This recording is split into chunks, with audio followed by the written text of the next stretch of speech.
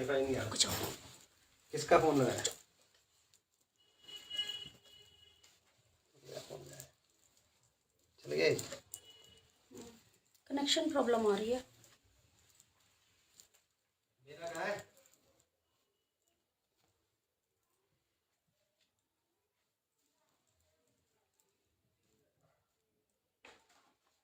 मेरा फोन लगा। जय गुरु जी। आ गया वाईफाई। जय गुरु जी। शुक्राना गुरु जी। शुक्राना गुरु जी।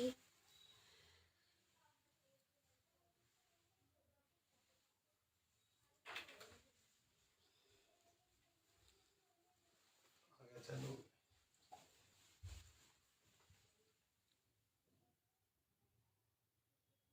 सॉरी, कनेक्शन प्रॉब्लम हो गई थी। कनेक्शन प्रॉब्लम की वजह से थोड़ी सी प्रॉब्लम आ गई। एक्चुअली में वेदर की प्रॉब्लम चल रही है आजकल। तो सारी संगत को जय गुरु जी। सब लोग आ जाइए जल्दी जल्दी। और जो थोड़ी सी प्रॉब्लम आई उसके लिए सॉरी।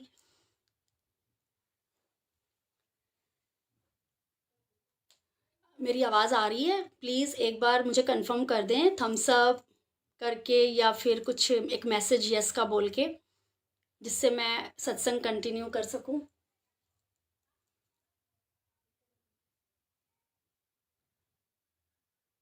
जय गुरु जी।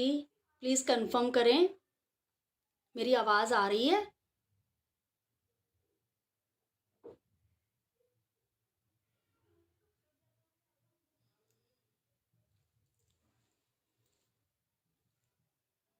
संगत जी।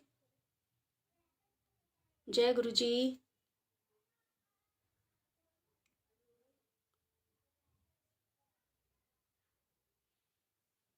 शुक्राना गुरु जी। शुक्राना आपका, अनंतम शुक्राना।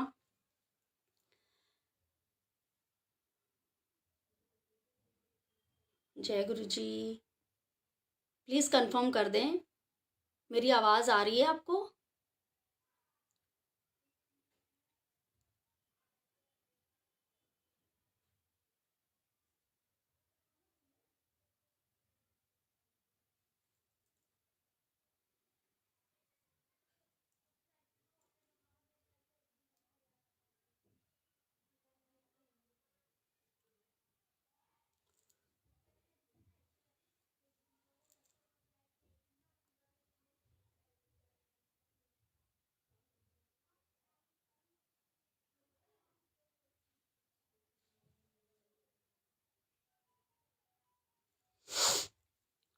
जय गुरु जी।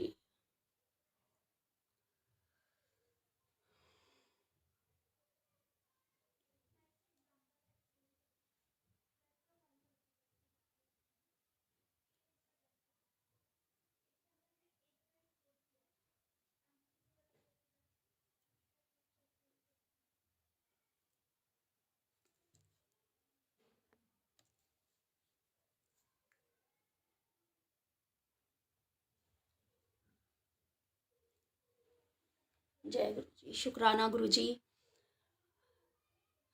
आपका अनंतम शुक्राना गुरु जी। आपका अनंतम शुक्राना। आज फिर एक बार सब संगत के साथ बैठकर सत्संग शेयर करने का आपने बहुत सुनहरा मौका दिया है मुझे। मैं बहुत खुश हूँ। सारी संगत को भी हाथ जोड़कर जय गुरु जी। गुरु जी सब पर अपनी कृपा बनाए रखें।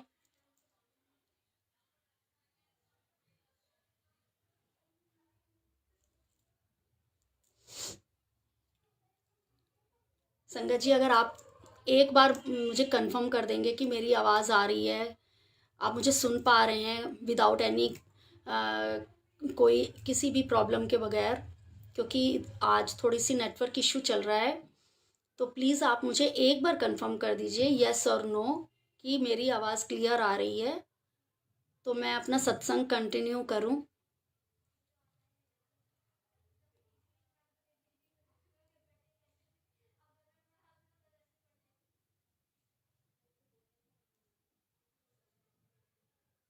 जय गुरु जी।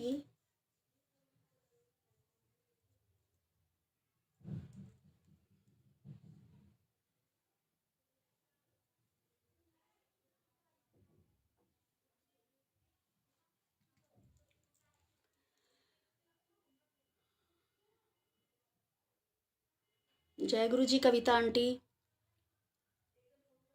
जय गुरु जी रश्मि आंटी। क्या मेरी आवाज़ आ रही है? आप मुझे सुन पा रहे हैं? थोड़ी सी नेटवर्क इशू चल रहा है, तो प्लीज़ कंफर्म कर दें कि आप मुझे सुन रहे हैं, मेरी आवाज़ क्लियर आ रही है, तो मैं सत्संग कंटिन्यू करूं।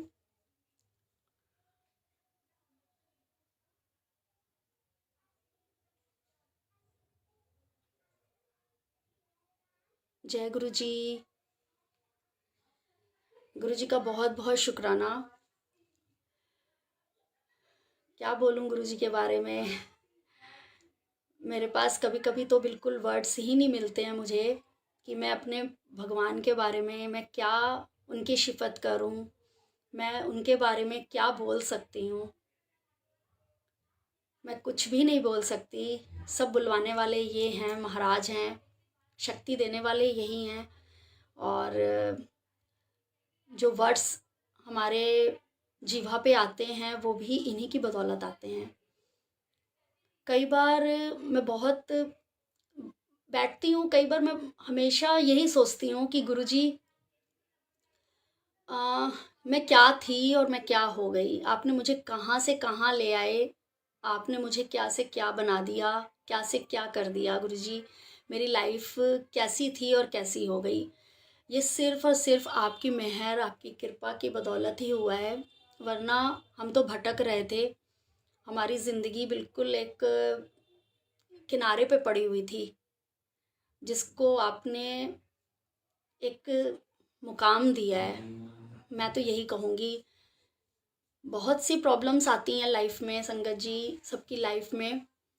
अ, हमारी लाइफ में भी आई, सब कुछ हुआ, प्रॉब्लम्स आती हैं जाती हैं, लेकिन ठहराव नहीं था। तो गुरुजी महाराज ने उस टाइम पे हाथ पकड़ा, उस टाइम पे एक ज़िंदगी को ठहराव दिया।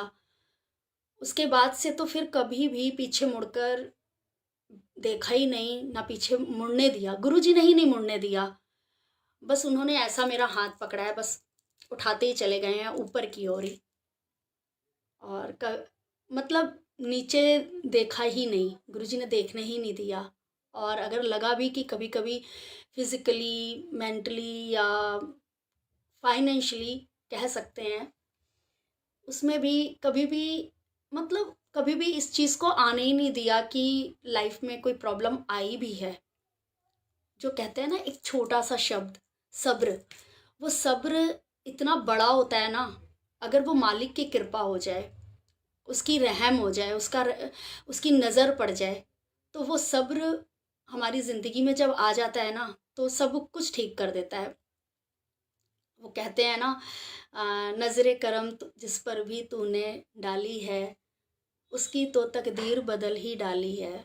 तो महाराज का बहुत बहुत शुक्राना करती हूँ मैं, हर पल श्वास श्वास शुक्राना करती हूँ गुरुजी कि ऐसी नज़रे करम, ऐसी नज़र अपनी सारी संगत पर, सब पर रखना।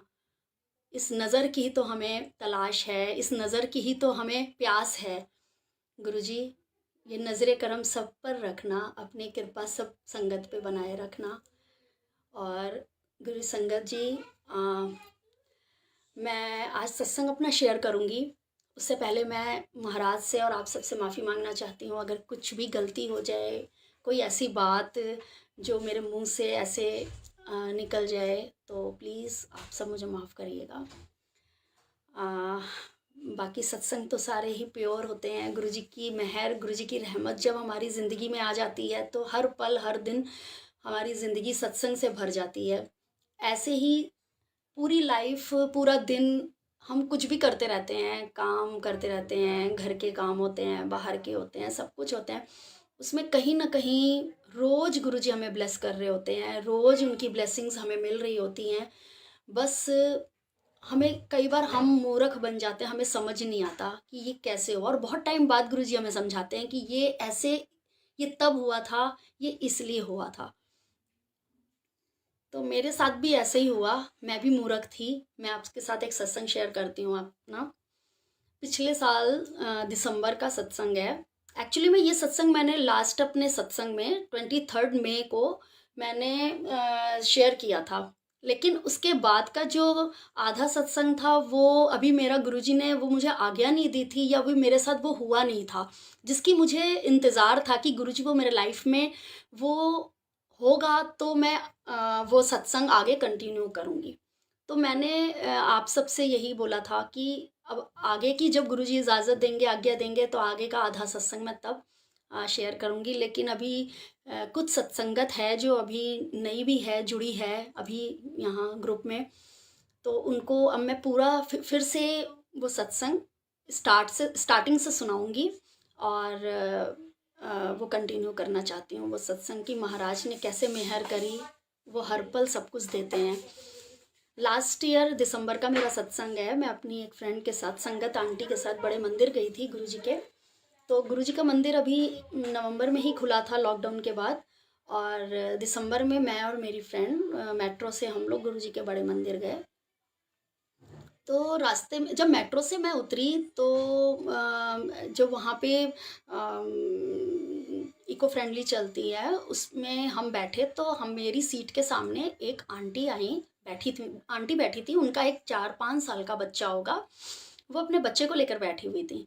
और उनका बच्चा पूरे टाइम मुझे मेरे पैर पे हिट करता रहा वो, और हिट करता रहा। और वो आंटी भी बहुत मतलब गरीब परिवार की लग रही थी, बहुत ही ज़्यादा उनको देखकर मतलब गुरुजी उन पर मेहर करें, बहुत परेशान भी लग रही थी। और क्या पता गुरुजी किस रूप में आए थे उस दिन। और उनका बेटा मुझे मतलब रेगुलर पैर पे ना मारता जा रहा था, हिट करता जा रहा था।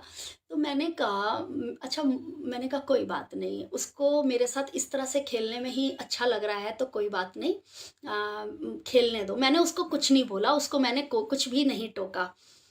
तो वो अपना ऐसे चलता रहा। और हम बड़े मंदिर पहुँचे, और बड़े मंदिर में जाने के बाद आपको तो पता है कि सब दर्शनों के, जब हम वहाँ अंदर जाते हैं उसके बाद बाहर आने के बाद दोबारा मिलना बहुत मुश्किल होता है किसी के साथ। कई बार हमारे रिलेटिव्स हमारे साथ ही होते हैं, वो इधर उधर हो जाते हैं, इंतज़ार करना पड़ता है। तो हम भी वहाँ से दर्शन के बाद एग्ज़िट पॉइंट से जब बाहर निकले, तो वहाँ से निकलने के बाद मैं आ रही थी, तो पीछे से ना वही आंटी जो मेरे साथ बैठी, जिनका बेटा मुझे हिट कर रहा था, वो मुझे बड़ी तेज़ स्पीड में आई और मेरे बगल में आके बोली, और मुझे बहुत तेज़ आवाज़ में उन्होंने मुझसे कहा, आपको पता नहीं है कि गुरुजी को ये नग वग बिल्कुल पसंद नहीं है। वो नग पहनना बिल्कुल मना करते थे, उनको बिल्कुल पसंद नहीं था कि आपने ये नग पहना है। मैं आपको उस टाइम से ही गाड़ी में जब हम बैठे थे वहाँ से मेट्रो स्टेशन से यहाँ आ रहे थे, मैं तब से आपको देख रही हूँ कि आपने ये इस फिंगर में मैंने इस फिंगर में पुखराज पहना हुआ था। तो उनका ध्यान उस टाइम से मंदिर तक रहा, और वो मुझे कैसे मिली, इतनी इतनी संगत थी उस दिन, इतनी संगत थी। तो वो मतलब कैसे उन्होंने कहाँ मिला, मैं तो कहती हूँ गुरुजी आए थे, वो किसी भी रूप में आ जाते हैं हमें समझाने, हमें सही समझ देने।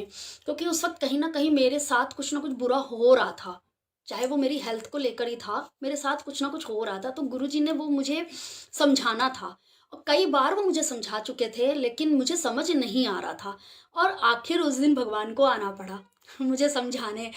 तो मैं तो यही मानती हूँ संगत जी।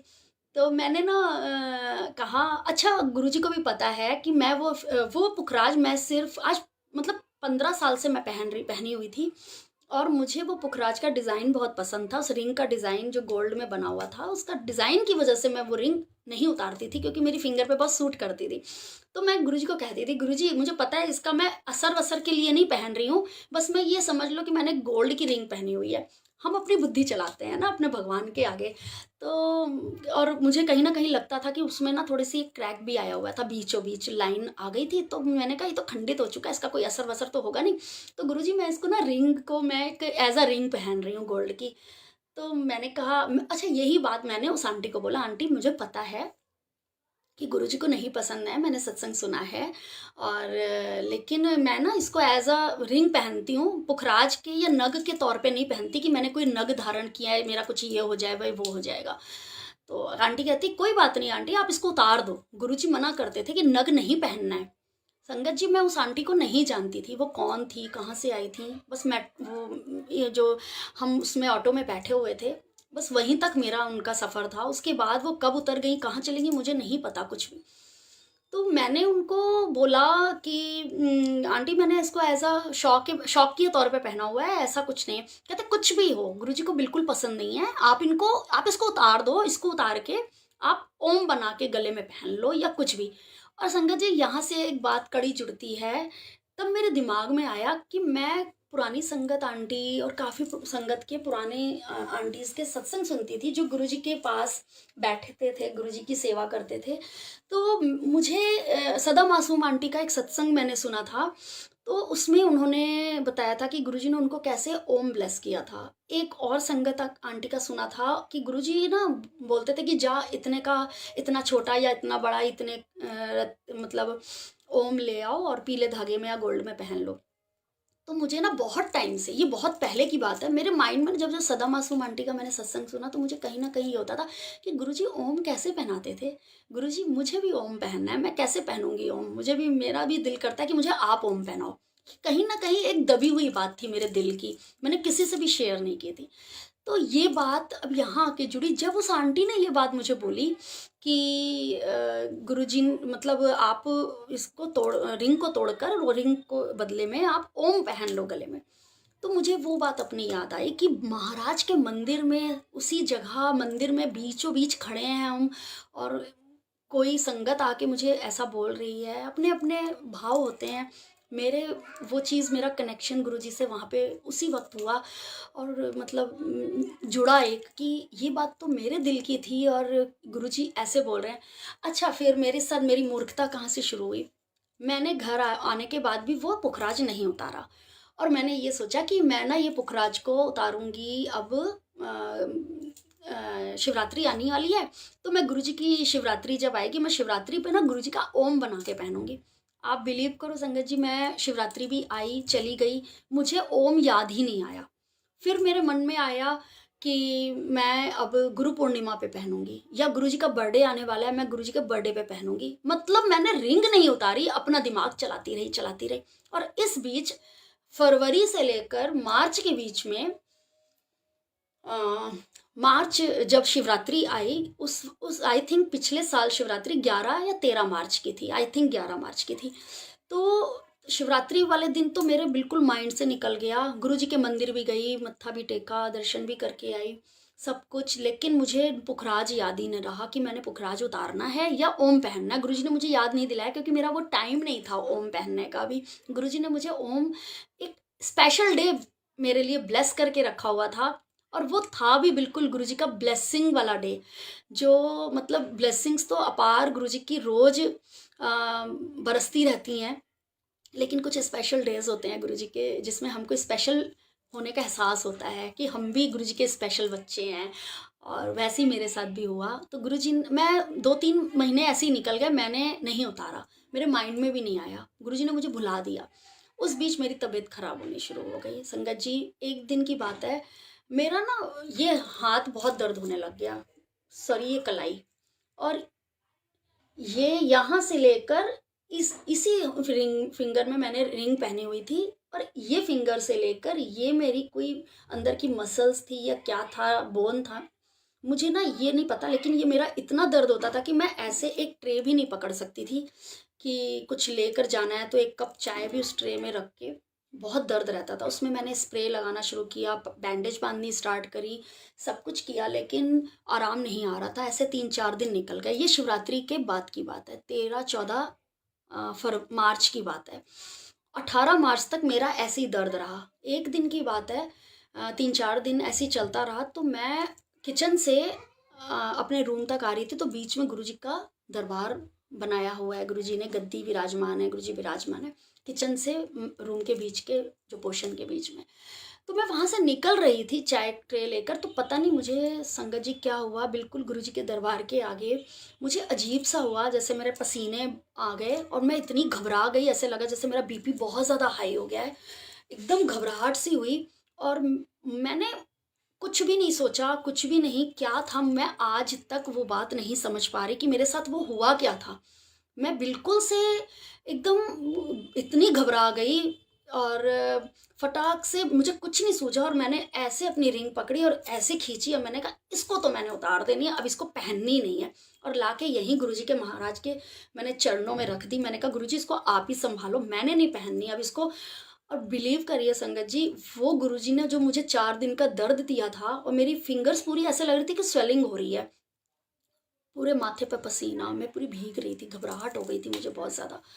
और छूटते ही मुझे कुछ नहीं सूझा, यहाँ तक ये भी नहीं सूझा कि गुरुजी ये मुझे क्या हो रहा है, ये अचानक मेरी तबीयत को क्या हो रहा है। लेकिन कुछ नहीं, ना आओ देखा ना ताओ, मैंने सीधे अपने फिंगर से रिंग को खींचा और लाके गुरुजी को रखा। उसके बाद 1-2 घंटे बाद मैं थोड़ा सा नॉर्मल होना शुरू हो गई, पानी पिया मैंने, उसके बाद 1-2 घंटे लगे मुझे। और वो रात ऐसी थी कि जिस दिन मुझे इस पर कोई स्प्रे या कुछ बैंडेज बांधने की ज़रूरत नहीं पड़ी, मैं वो भी भूल गई। वो मुझे अगले दिन 1-2 दिन बाद याद आया कि ये क्या, मैं तो इस पर स्प्रे कर रही थी, ये तो मेरी दर्द बिल्कुल छूट गई। तब मुझे जाके याद आया कि हाँ, ये दर्द भी देने वाले मालिक थे, कि ये मैं ढीठ हो रही थी, मैं ज़िद्दी हो रही थी कि मैंने नहीं उतारना। तो गुरुजी ने कहते हैं ना, उंगली को टेढ़ी करना पड़ा गुरुजी को मुझे सही करने के लिए, मुझे सुधारने के लिए। उन्होंने मुझे वो 4 दिन का दर्द दिया और मुझे तबीयत मेरी ख़राब करी। वो दर्द देने के बाद भी मुझे समझाना चाह रहे थे कि इस उंगली से ही थंब तक का दर्द मैं क्यों दे रहा हूँ, ये झिल्ली समझ नहीं रही। फिर उसके बाद उन्होंने अपना तीसरा अपनाया रास्ता, जो मुझे उन्होंने घबराहट और पसीना और जो मुझे उन्होंने प्रॉब्लम दी, जिससे कि मैंने खुद ही फिर वो फटाफट अपना पुखराज उतारा और गुरु महाराज के चरणों में लाके रखा और माफ़ी मांगी कि गुरुजी मैं ढीठ थी, मैं इतनी मूर्ख हूँ, आपके इशारे नहीं समझ पा रही थी, आप मुझे माफ़ करिए और इसको आप संभालिए। और मेरे अंकल ने भी पुखराज पहना हुआ है, हम दोनों ने सेम फिंगर में पहना हुआ था। मेरा तो उतार दिया, अब आप जानो, अब आपने उनका कैसे उतारना है ये अब आप जानो। मैं उनको एक बार भी नहीं बोलूँगी, क्योंकि आप मना करते हैं हमेशा कि जजमेंटल नहीं बनना है। जो जेड़ा जो भी कर रहा है, जिमें भी अपनी लाइफ जी रहा है, उन्होंने जीने दो। और जिसको सुधारना होगा, जिसके साथ जो करना होगा वो मैं करूँगा। तुम्हें किसी को कुछ बोलने की ज़रूरत नहीं, ये आपके वचनों में लिखा है। तो उन वचनों को याद करते हुए मेरे माइंड में ये बात आ रही थी कि मैं अपने अंकल को नहीं बोलूँगी, आप अपने बेटे को जैसे मर्जी, आपने अपनी बेटी का पुखराज उतरवाया तो उनका भी आप ही उतरवाओ। ऐसा हुआ। अब 2-3 दिन के बाद आई थिंक 20-21 दिसंबर की बात है, सॉरी 20-21 मार्च, 21 या 20 मार्च की बात है। मेरा तो 17-18 के बीच में, 18-19 के बीच में मेरा पुखराज गुरुजी ने उतारा। उसके 2-3 दिन के बाद ऐसे मॉर्निंग में हम लोग चाय पी रहे थे, तो एक आंटी का जैसे हम सबकी आदत है सुबह सुबह चाय के साथ फ़ोन मैसेजेस, गुरुजी के मैसेज ग्रुप के सब पढ़ते हैं। तो मेरे ग्रुप में, गुरुजी के ग्रुप में एक मैसेज आया जिसमें बाबा अंकल का सत्संग लिखा हुआ था। मेरे अंकल और मैं दोनों चाय पी रहे थे और मैंने पढ़ना स्टार्ट कर दिया फ़ोन में। वो लिख कर आया हुआ था, वॉइस मैसेज नहीं था। मैं पढ़ती जा रही थी वो मैसेज, मैं आपसे शेयर करती हूँ। बाबा अंकल का सत्संग है। एक बार गुरुजी फिजिकल फॉर्म में जब बैठे थे अपने दरबार में, तो एक बाबा अंकल थे। बाबा अंकल गुरुजी के पास आया करते थे, तो वो गुरुजी के पैर छूते थे, गुरुजी से आशीर्वाद लेते थे। तो कुछ दिनों से उनके पता नहीं क्या प्रॉब्लम उनकी लाइफ में आने लग गई थी, कि फाइनेंशियली या कुछ भी कह लो, मुझे मतलब इतना कंफर्म थोड़ा याद नहीं है, सॉरी। आई थिंक फाइनेंशियली ही कुछ प्रॉब्लम थी। तो वो ना, उन्होंने कुछ ज्योतिष और पंडितों का सहारा ले लिया। वो उनके पास जाना स्टार्ट कर दिया उन्होंने। और जब वो जाने लगे तो ये बात तो उन्होंने गुरुजी को नहीं बताई, लेकिन आप तो जानते हैं गुरुजी जान ही जान थे। वो दरबार में कहीं भी बैठे होते थे और हम कहीं भी होते थे, उनको सब पता होता था। तो वो पंडितों के पास बाबा अंकल ने जाना शुरू कर दिया अपनी प्रॉब्लम सॉल्व करने के लिए। और लेकिन गुरुजी के पास भी वो आना स्टार्ट रखते थे। एक दिन वो गुरुजी के पास आए, उन्होंने गुरुजी के चरण स्पर्श किए, तो गुरुजी ने उनसे कुछ बात नहीं करी, कुछ नहीं बोले, कुछ बात नहीं करी।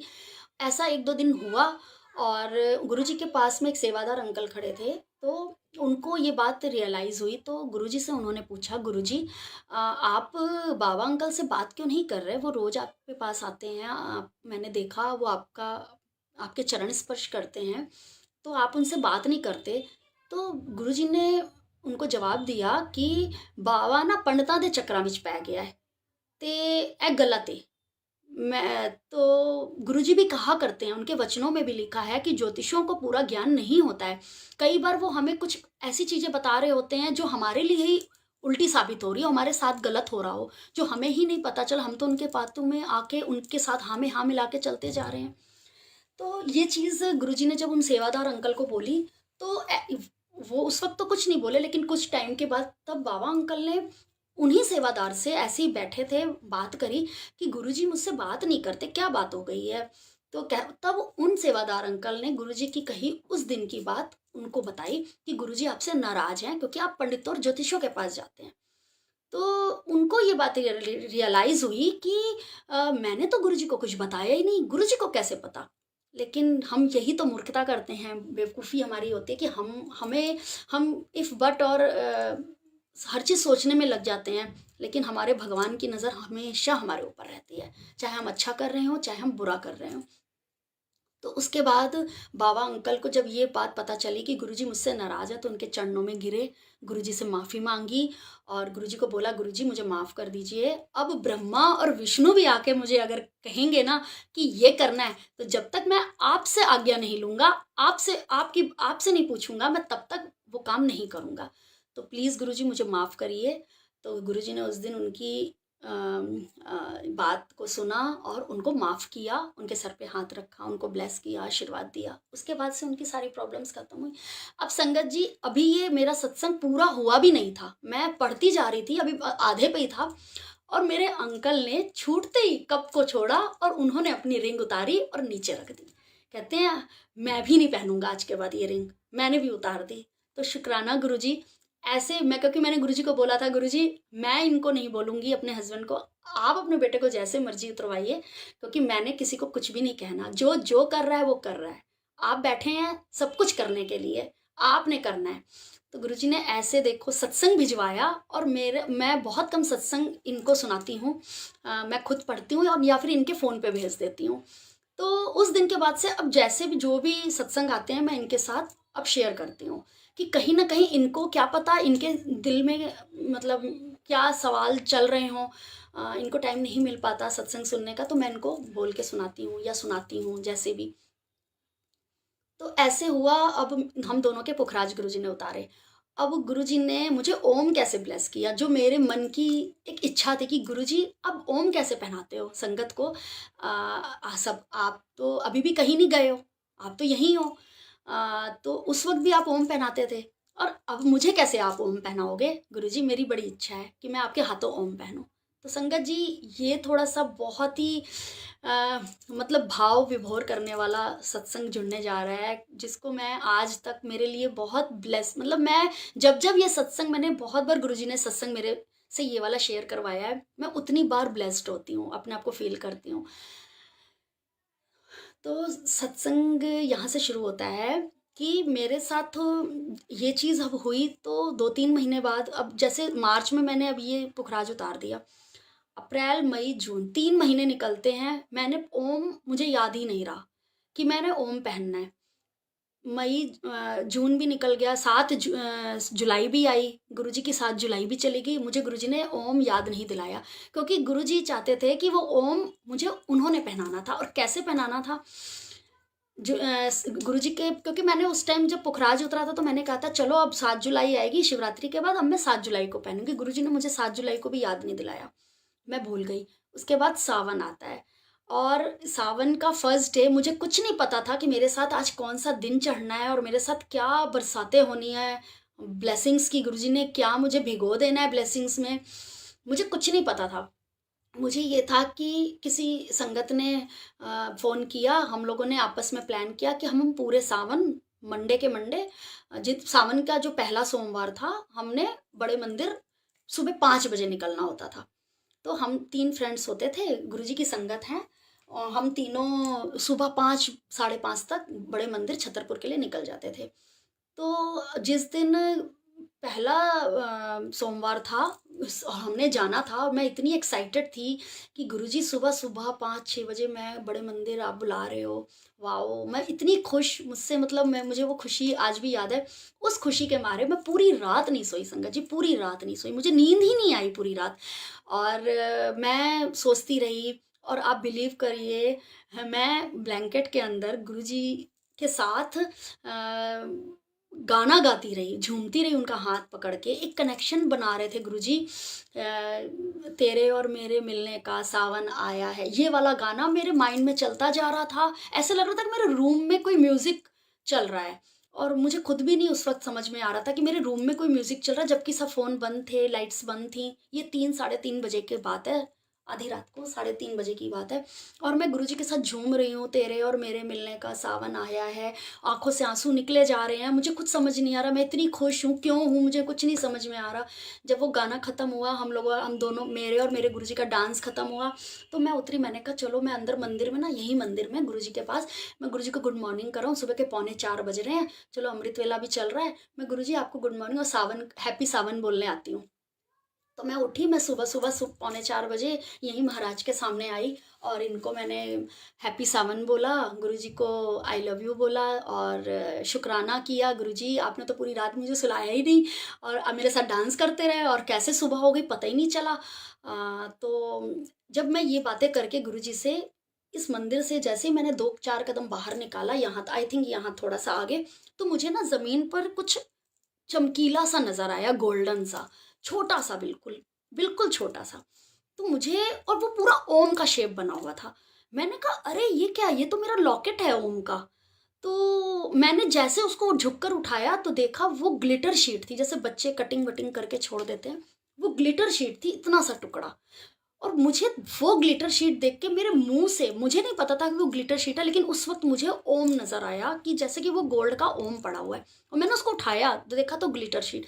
फिर मुझे वो ओम 7 साल पुराना ओम याद आया। जब मेरी बेटी पैदा हुई थी तो मेरी मम्मा ने उसको गोल्ड की चेन में एक ओम दिया था, वो रख के मैं आज 7 साल बाद वो ओम मुझे याद आया, जो मैं भूल चुकी थी। उसके बाद हम पहले ग्राउंड फ्लोर पे रहते थे, हमारी ऊपर की बिल्डिंग बनी, हमारे फ्लोर्स तैयार हुए, हम यहाँ शिफ्ट हुए, ये सामान इधर से उधर हुआ होगा, कहाँ से कहाँ कैसे मतलब मैं, संगत जी, उस ओम को टोटली भूल चुकी थी कि वो ओम भी मेरे पास होगा कोई।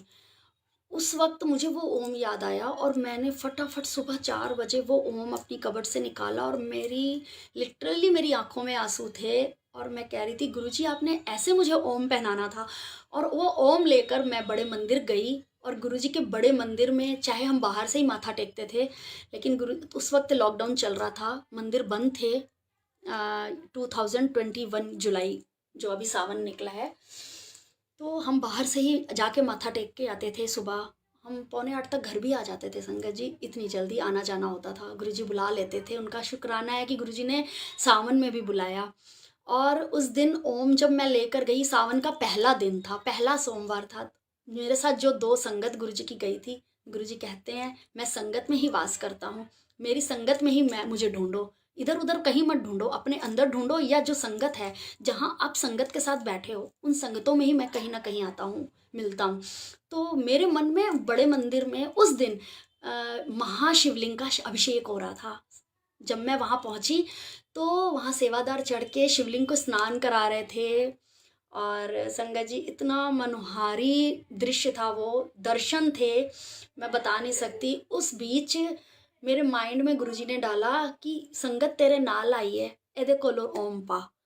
फिर जो मेरे साथ 2 आंटी गई हुई थी, मैंने उनको वो ओम दिया, और मैंने अपने चेन में पहना। संगत जी, गुरुजी ने मुझे बड़े मंदिर में ऐसे ये ओम पहनाया था, संगत जी।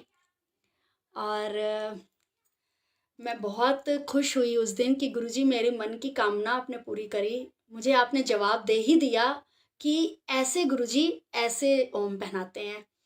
और उस वक्त मुझे हाथ भी ऐसे ही लग रहे थे जैसे महाराज अपने हाथों से मेरे गले में ओम डाल रहे हैं। तो शुक्राना गुरुजी, आपका बहुत बहुत शुक्राना इतनी ब्लेसिंग्स देने का।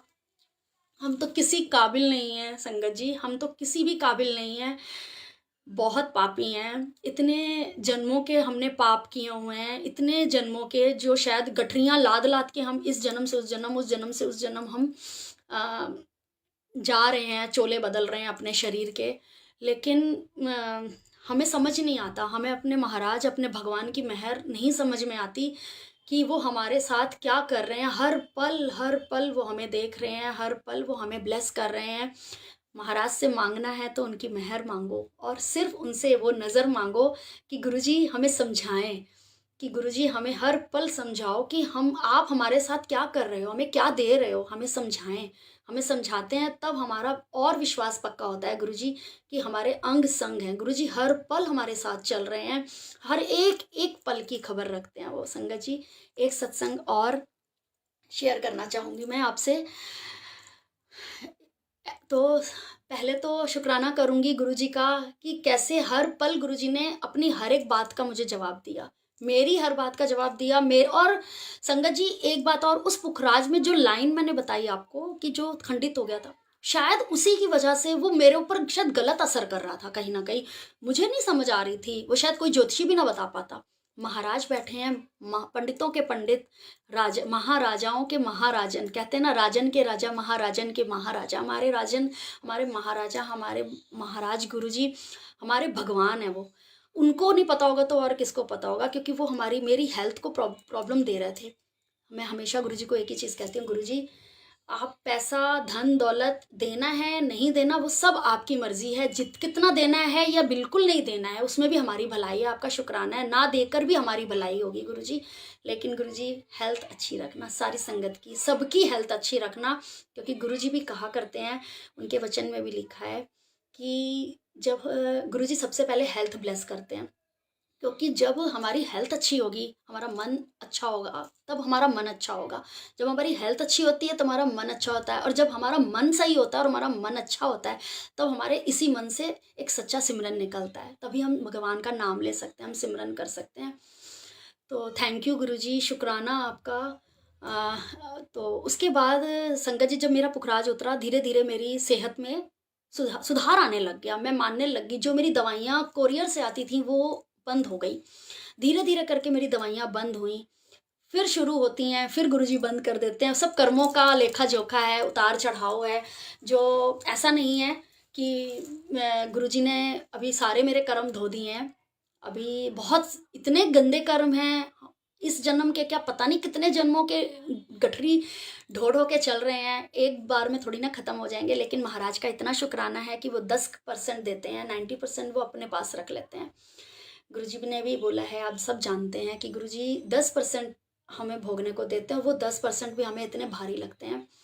तो महाराज आप बस हमें शक्ति बख्शिए, हमें सब्र दीजिए, हमें शक्ति दीजिए कि जो भी हमारे कर्मों का जो लेन देन है, जो भी हम काटने हैं, आप हमें घर बैठे बहुत प्यार से कटवाते हैं। थोड़ी बहुत दिक्कत देख कर, कभी सर दर्द तो कभी कुछ, वो दवाइयाँ तो चलती रहती हैं, वो भी बंद कर देंगे तो फिर गुरुजी, फिर हम ढीठ नहीं हो जाएंगे, ज़िद्दी हो जाएंगे और बिगड़ जाएंगे। तो गुरुजी का वो देना भी बहुत ज़रूरी है, तभी तो हम गुरुजी को कहते हैं ना, दुख गुरुजी के वचन में भी लिखा है, गुरुजी ने बोला है कि दुख आना बहुत ज़रूरी है। दुख आने से ही इंसान के अंदर सच्ची स्पिरिचुअल पावर जो होती है उसकी पहचान होती है, उसको उस पावर की पहचान होती है, वो रब नाल कनेक्ट होता है। तो ये गुरुजी के ही वचन है। गुरुजी कहते हैं कि गुरुजी के वचनों को याद करना भी एक पाठ है। तो जितना ज़्यादा से ज़्यादा हो सके उनके वचनों को याद करें, उस पर चलने की कोशिश करें।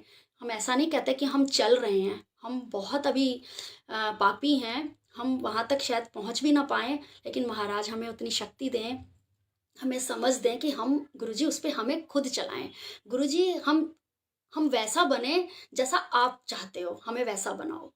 तो शुक्राना गुरुजी आपका, हर पल शुक्राना, हर पल संभाल के रखने का, हमें सबको अपनी छत्र छाया में, अपने आशीर्वाद के नीचे आपने हमेशा रखा है, संभाला है। एक सत्संग मैं अभी आपके साथ शेयर करूँगी, मेरे हस्बैंड का सत्संग है। अभी ये जुलाई की बात है, जुलाई या अगस्त की बात है। मेरे हस्बैंड को पेट में ना बहुत दर्द एकदम से हुआ साइड में, तो उनको, और यूरिन उनका रुक जाता है, और उनको पहले भी पथरी की बहुत प्रॉब्लम रही थी, पहले भी काफ़ी साल, तो बीच में ठीक हो गई थी, 5-6 सालों बाद फिर से ये प्रॉब्लम स्टार्ट हुई उनको पथरी की। तो उनको समझ तो आ गया था कि ये स्टोन का दर्द है, और दर्द उनका लगातार बढ़ रहा था, और बर्दाश्त भी नहीं हो रहा था, खाया पिया नहीं जा रहा था। एक दिन मैं ये आई थिंक मुझे याद आ गया, गणेश चतुर्थी, जिन दिनों गणेश जी आए थे हमारे घर।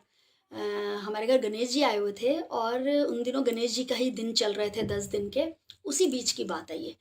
अ, मेरे तो ये मैं उन दिनों जहाँ पे गुरुजी की गद्दी है, गणपति जी वहीं विराजमान थे, हमारे घर आए थे 5 दिन के लिए, तो मैं वहीं पर ही सोती थी, बाहर ही ज़मीन पर गद्दा लगा के।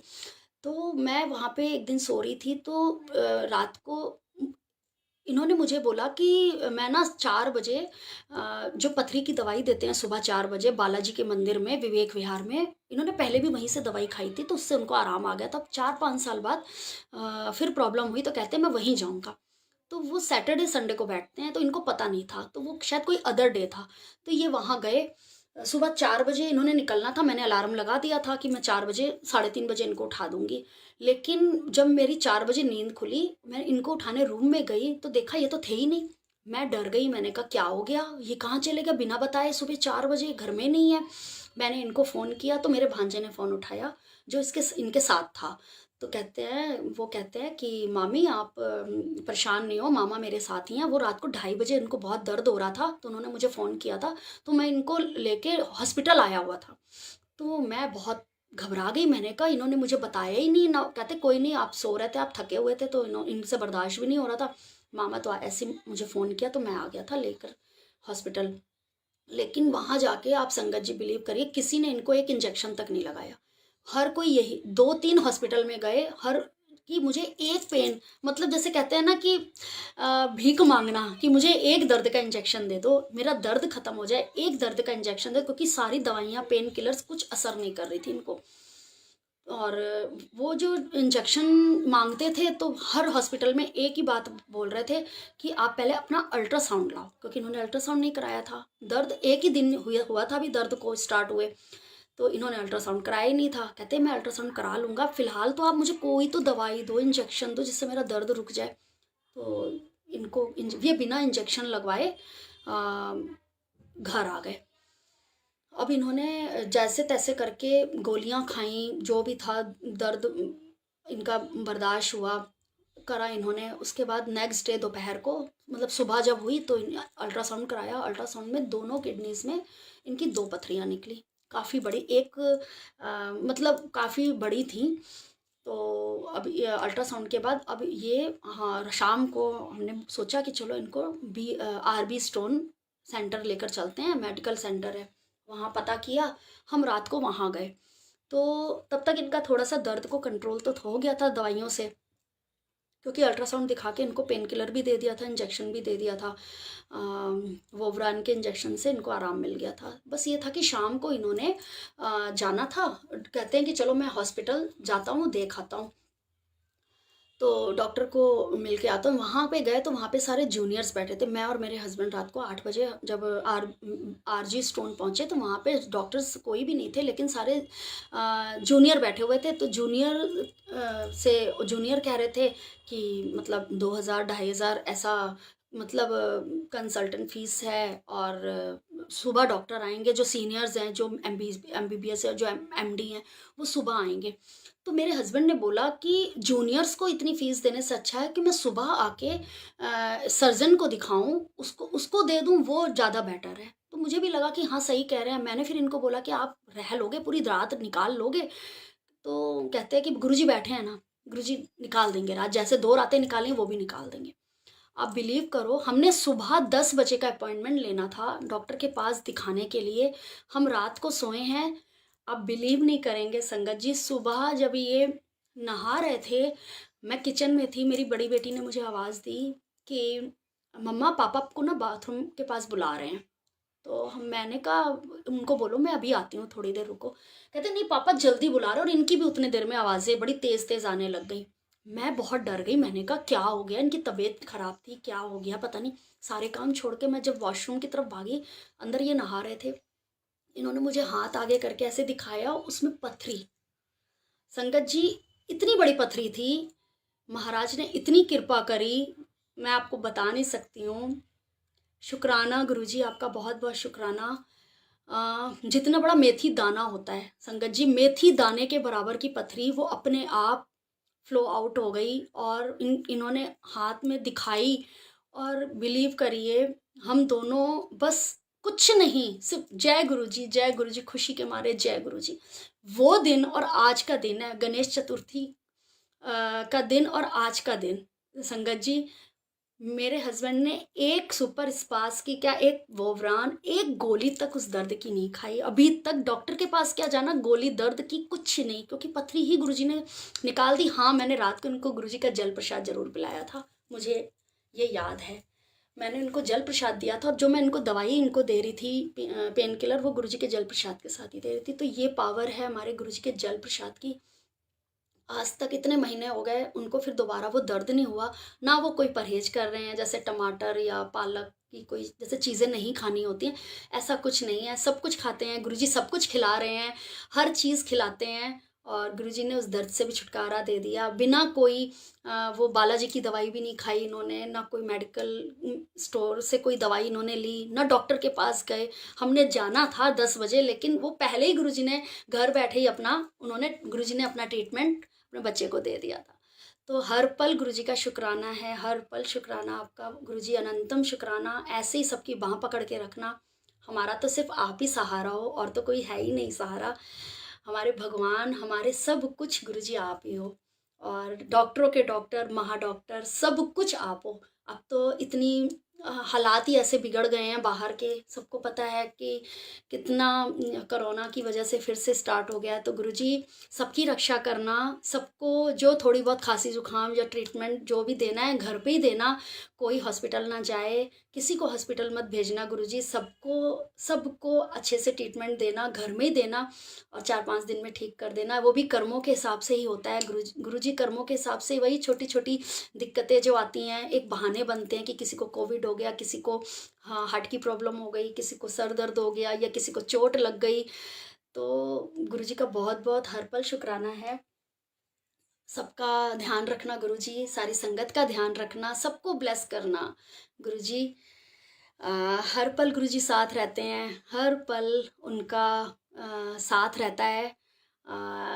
अब एक सत्संग और याद आ रहा है मुझे। पहले तो मैं आपको ये शेयर करना चाहती हूँ कि गुरुजी ने कैसे कि हमें हर वहम और अहम से दूर रखने को बोला, रखा भी हुआ है। कोशिश करते हैं कि अहम से भी दूर रहें, वहमों से भी दूर रहें।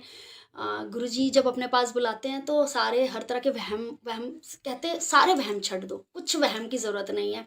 गुरुजी के वचन में भी लिखा हुआ है, गुरुजी ने बोला है कि बिल्ली रास्ता कट जाती है तो कोई ज़रूरत नहीं कि रास्ता रोक के किसी और को, पहले हम जैसे ह्यूमंस हैं, हम हमेशा यही कहते हैं ना कि जैसे बिल्ली रास्ता काट गई तो हम थोड़ी देर अपनी गाड़ी या अपने आप को रोक लेते हैं कि पहले कोई और निकल जाए फिर हम जाएं, टोटका बदल जाए।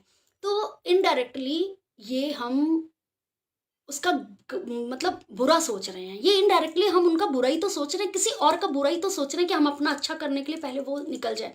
तो हमारे गुरुजी ने हमें इस चीज़ के लिए भी मना किया है। कहते हैं कि बिल्ली रास्ता कट जाए, जय गुरु जी बोल के सबसे पहले आप निकलो। अब किसी और का बुरा मत होने दो, आपका बुरा अपने आप ही नहीं होगा। एक ही बात बोलो, बिल्ली वड्डी कि साडे गुरु जी वड्डे। तो जब हमारे बड़े गुरुजी, इतने बड़े हमारे सच्चे हमारे गुरुजी बैठे हैं, तो ये बिल्ली क्या कर सकती, बिल्ली भी तो उन्हीं की बनाई हुई है उन्हीं की आत्माएं दी हुई। तो क्या वो बिल्ली कभी किसी का बुरा नहीं करती है, कोई किसी का बुरा नहीं करता। हमारी सोच होती है ना, वो हमारा बुरा करती है। हमारी सोच हमारी सोच सीमा आंटी ज़रूर करेंगे बात, गुरुजी ज़रूर कराएंगे, शुक्राना गुरुजी। तो हमारी सोच होती है जो हमें गलत साबित करती है। हमारे जीवन में गलतियाँ, हमारे जो जीवन में जो कुछ गलत हो रहा होता है ना, वो हमारी सोच की वजह से होती है। बिल्ली और चूहे या कोई जीव जंतु किसी का बुरा नहीं करते।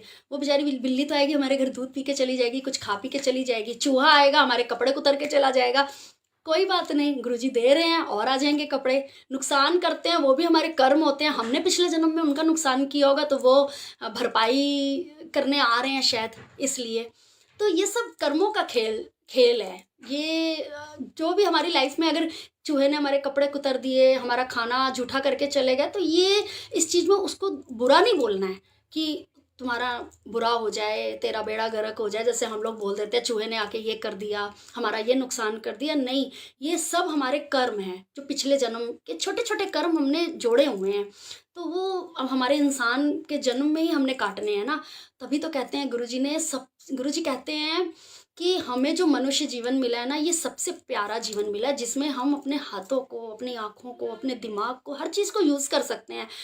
इस जुबान से हम उस प्रभु का नाम ले सकते हैं, हम अपने गुरुजी का नाम ले सकते हैं, हम सिमरन कर सकते हैं, हम पाठ कर सकते हैं, हम जय गुरुजी बोल सकते हैं। लेकिन दूसरी योनियों के जीव जंतुओं को वो चीज़ नहीं मिली है, वो सिर्फ कर्म बना रहे हैं।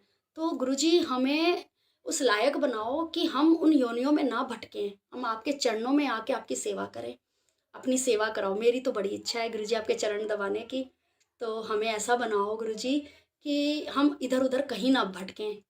गुरुजी तो वैसे ही मिल गए हैं, अब तो हमें वैसे भी भटकने की ज़रूरत नहीं है। कहते हैं गुरु का होना बहुत ज़रूरी होती है, गुरु ही जो होता है जो हमारी बाँह पकड़ता है, हमें पार ले जाता है। तो गुरुजी तो हमें ऑटोमेटिक मिल ही गए हैं, हमें उस रब की कृपा मिल ही गई है, गुरुजी ने हमें चुन ही लिया है, हमें अपनी माला का मोती बना ही लिया है गुरुजी ने। तो बस गुरुजी से अपने कर्मों को बख्शने के लिए अरदास करनी है कि बख्शो महाराज, हमारे सारे कर्म बख्शो, बुरे कर्म बख्शो, हमें सच्ची बुद्धि दो, अच्छी बुद्धि दो, अच्छा रास्ता दो, हम किसी का बुरा ना सोचें, किसी का बुरा ना करें, और जैसा आप चाहते हो हम वैसा बने। आप बनाओ, हमें वैसा बनाओ कि हम आने वाले टाइम में हम उन योनियों में ना भटकें, इधर उधर ना भटकें, हमारी ज़िंदगी अपने हाथ में रखो। तो ऐसे ही एक छोटा सा और सत्संग में शेयर करना चाहूँगी, छोटा सा है, टाइम तो हो गया है संगत जी, लेकिन महाराज अभी शायद आज्ञा नहीं दे रहे हैं जाने को। तो एक छोटा सा सत्संग था अभी रिसेंटली का, जब लॉकडाउन खुला, अभी 2 महीने पहले की बात है, आई थिंक अक्टूबर नवंबर की। 1.5 साल के बाद हॉल, मूवीज़, मॉल सब खुल गए थे, तो बहुत टाइम से मूवी नहीं देखी थी बाहर जाके, घर पे ही देखते थे, लॉकडाउन में सब मूवीज़ देखी थी घर बैठ के। तो अब ये था कि मॉल खुल गए और सूर्यवंशी आई थी, तो मन में था कि और अक्षय कुमार की मूवी गुरुजी को भी पता है मैं नहीं छोड़ती मैं क्या, मेरे अंकल, मेरे बच्चे भी नहीं छोड़ते, और मुझे बहुत 1.5 साल से इंतज़ार था कि वो वाली मूवी देखनी है। तो अब बहुत कोशिश करी, माहौल का पता किया, सब ठीक ठाक चल रहा है, मॉल मतलब जा रहे हैं लोग, आना जाना लगा हुआ है। अब हम भी मूवी देखने का प्लान किया, हमने सीट्स बुक करी, ऑनलाइन सब बुक किया, और हम गुरुजी को बोला, जैसे सब कहते हैं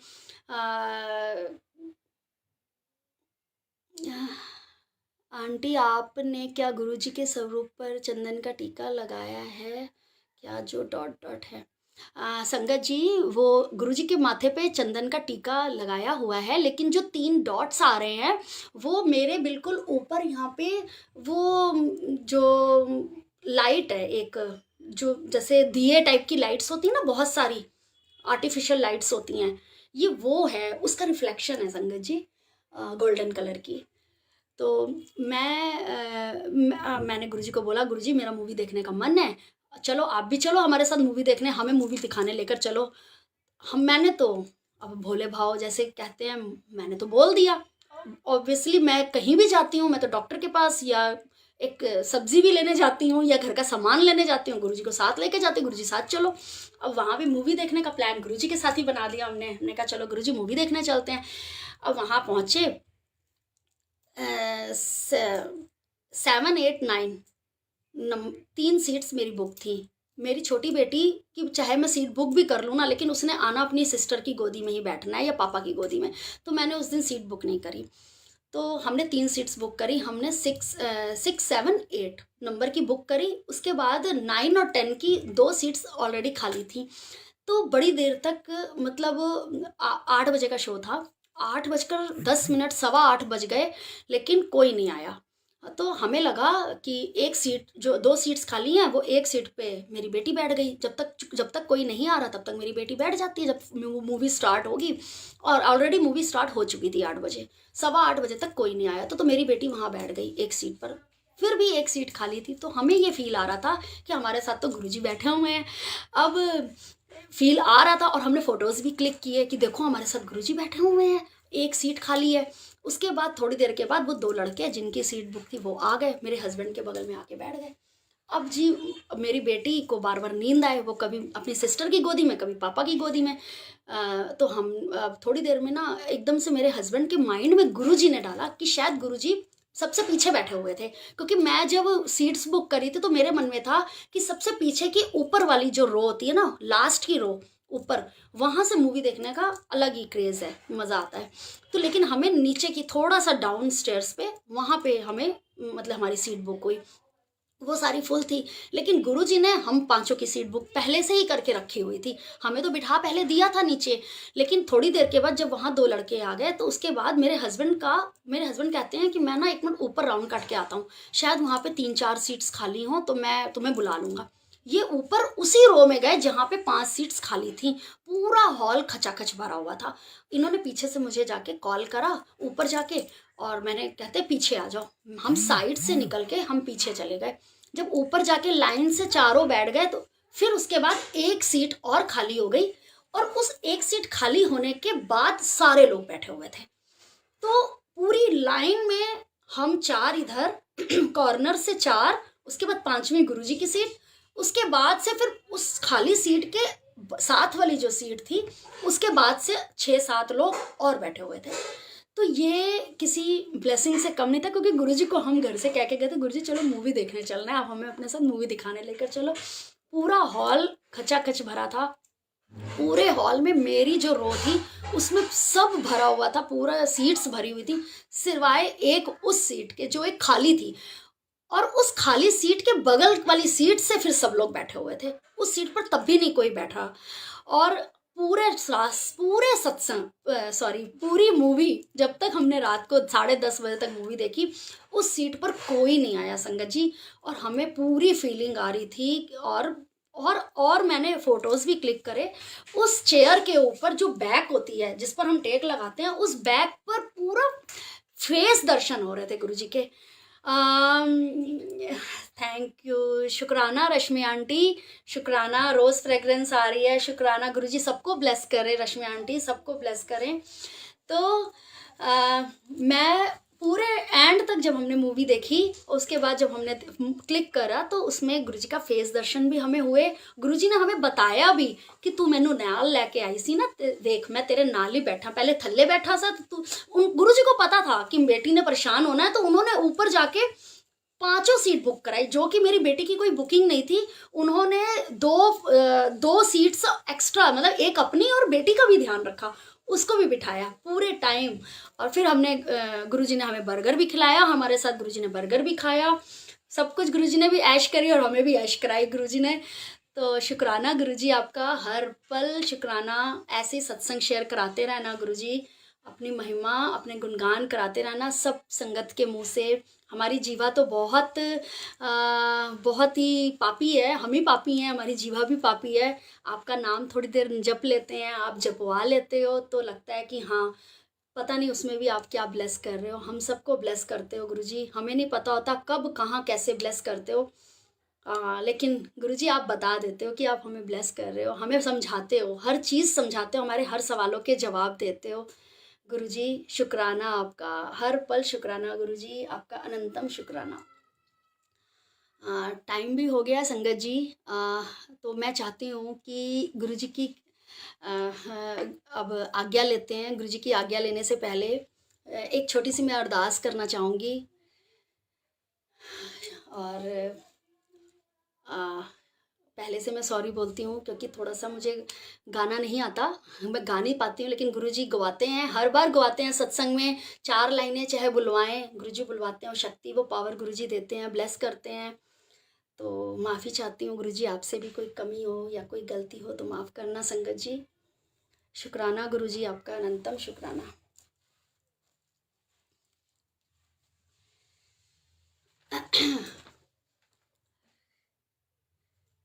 खोलो दया का द्वार गुरुजी, अब खोलो दया का द्वार, खोलो दया का द्वार गुरुजी, अब खोलो दया का द्वार। जन्म जन्म से भटक रहा हूँ, मत करना इनकार गुरुजी, अब खोलो दया का द्वार। खोलो दया का द्वार गुरु जी, अब खोलो दया का द्वार। तुम भी अगर प्रभु ठुकराओगे, मिलेगा कहाँ ठिकाना। तुम भी अगर प्रभु ठुकराओगे, मिलेगा कहाँ ठिकाना। सब द्वारों को छोड़ के मैंने, सब द्वारों को छोड़ के मैंने पकड़ा तेरा द्वार गुरु जी, अब खोलो दया का द्वार। खोलो दया का द्वार गुरु जी, अब खोलो दया का द्वार। खोलो दया का द्वार गुरु जी, अब खोलो दया का द्वार। खोलो दया का द्वार गुरु जी, अब खोलो दया का द्वार। शुक्राना गुरु जी, शुक्राना, अनंतम शुक्राना गुरु जी। अब आज्ञा दीजिए गुरु जी। गुरु जी, इस मुश्किल समय में आप ही हो, हम सबका सहारा आप हो, सारी संगत का, और जो आपकी संगत नहीं भी है उन सब का भी, जो बेचारे झोपड़ी में हैं, गरीब हैं, जिनको घर भी, छत भी नसीब नहीं है गुरु जी, इस मुश्किल समय में आप ही उनका ही आप भी सहारा हो गुरु जी। आप सबकी रक्षा करना, सब पर दया करना। बस गुरु जी, ऐसे ही सब पर ब्लेसिंग देते रहना, सबको ब्लेस करते रहना। इस मुश्किल समय को पहले भी आपने ही हैंडल किया था और इस बार भी आपने ही हैंडल करना है महाराज। सबका कल्याण करना, सब पर कृपा करना। और सारी संगत से अरदास है कि कोई भी भूल चूक हो गई हो तो माफ़ करें संगत जी। और गुरु जी सबको ब्लेस करें, गुरु जी सबको ढेर सारा प्यार दें। और गुरु जी जल्दी जल्दी मुझे फिर से आप सबके सामने बुलाएं और एक बार फिर से मुझे आज्ञा दें कि मैं फिर से सत्संग शेयर करूं, क्योंकि गुरु जी ने तो लाइफ को सत्संग से भरा हुआ है। हर पल गुरु जी के सत्संग की ब्लेसिंग है। दिल तो नहीं करता है जाने का, लेकिन एक टाइम की फाउंडेशन होती है। गुरु जी की आज्ञा लेनी है, गुरु जी फिर बुलाएंगे, फिर सत्संग शेयर करवाएंगे। शुक्राना गुरु जी, हर पल शुक्राना आपका, अनंतम शुक्राना आपका। Love you Guru ji, love you Guru ji, I love you संगत जी, आई लव यू गुरु जी। सारी संगत को जय गुरु जी, जय गुरु जी।